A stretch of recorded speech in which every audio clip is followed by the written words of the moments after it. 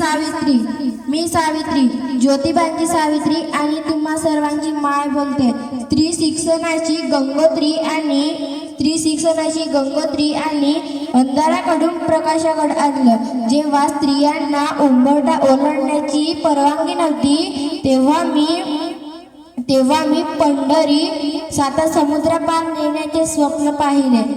जेव्हा माझ्या अंगावर पडलेले प्रत्येक दगड नव्हे तर ते स्त्री शिक्षणाचा एक पायाचा चिरा होता।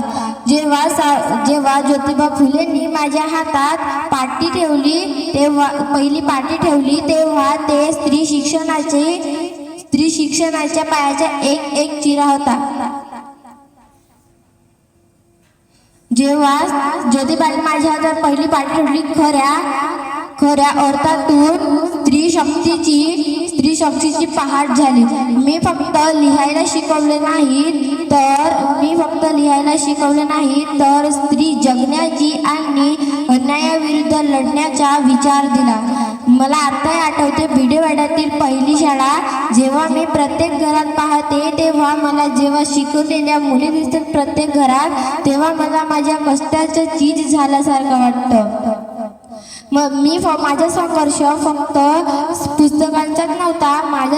फक्त पुस्तकांचाच नव्हता तर तो मानवी हक्कासाठी आणि जात निर्मूलनासाठी होता। धन्यवाद।